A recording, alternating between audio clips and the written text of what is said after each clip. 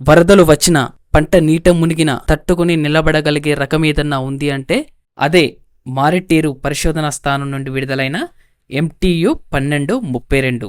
MTU 12 యొక్క విశిష్ట లక్షణాలను గనక మనం గమనించినట్లయితే పంట దాదాపు 2 వారాలు అంటే 14 రోజుల పాటు నీట మునిగి ఉన్నప్పటికీ కూడా తట్టుకొని నిలబడగలిగేటువంటి శక్తి ఈ వరి రకానికి ఉంది.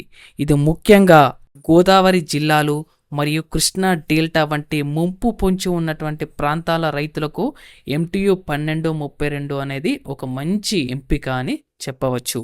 పంట కాలం చూసినట్లయితే సాధారణ పరిస్థితుల్లో 134 నుండి 140 రోజులు, అదే ముంపు పరిస్థితులు ఎదురైనప్పుడు 140 నుంచి 145 రోజులు దీని యొక్క పంట కాలం. అలాగే ఇది సార్వ ఖరీఫ్ సీజన్కి అత్యంత అనుకూలమైనటువంటి రకంగా చెప్పవచ్చు. ఇక మొక్క ఎత్తు చూసినట్లయితే దాదాపు 120 సెంటీమీటర్ల వరకు ఎత్తు పెరుగుతుంది.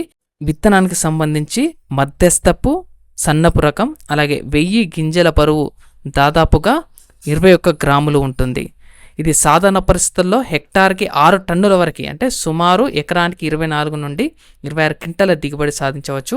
ముంపు పరిస్థితుల్లో హెక్టార్కి దాదాపు 3.8 నుండి 4 టన్నుల వరకు దిగుబడి సాధించడానికి అవకాశం ఉంది. దీనికి ఉన్న మరో ప్రధానమైనటువంటి లక్షణం చూసినట్లయితే కోత సమయంలో వర్షాలు పడితే గింజ మొలకెత్తకుండా ఒక వారం పాటు నిద్రావస్థ కలిగి ఉండడం అనేది ఒక ప్రత్యేకమైనటువంటి అంశంగా చెప్పవచ్చు. అలాగే ఇది పాత రకమైనటువంటి బడావ్ మషూరికి అత్యుత్తమ ప్రత్యామ్నాయంగా చెప్పవచ్చు. సో ఇదండి దీనికి సంబంధించినటువంటి పూర్తి డీటెయిల్స్.